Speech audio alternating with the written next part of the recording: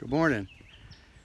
Yesterday we talked about the evil bacteria, the rogue bacteria that live in your gut eating your protein groceries. This isn't all of them, it's just one or two species, and it varies between which animal we're talking about. In humans it's always the anaerobes, the anaerobic bacteria. There's some anaerobes that, such as Peptostreptococcus, which can quadruple in number within 3 hours.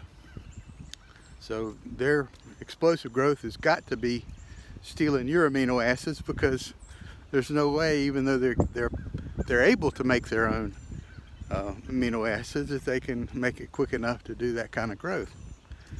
So the first point I want to make is that it used to be that everybody thought that aging was caused by genetic damage, but now the consensus is pretty much that aging is caused by epigenetic issues.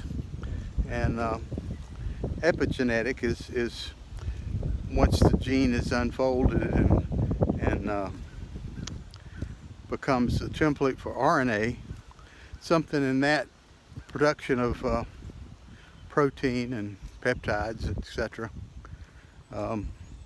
is going wrong. So my hypothesis is that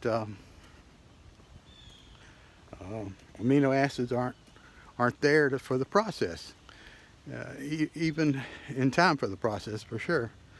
But even if we have perfect RNA, you can't make protein or peptides without having all of them you need for the process. Got to have them all there. And if something's in there eating your protein groceries, you don't have enough amino acids to make these things. The first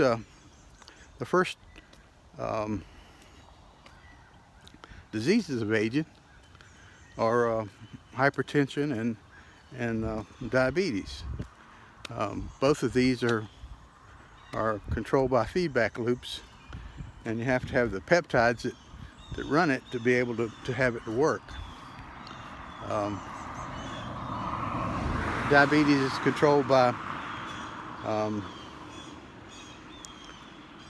incretins, which keep everything within the level of normal for blood sugar, and hypertension is controlled by renin and angiotensin, which keep it up and down, or make sure that everything stays within the normal limits.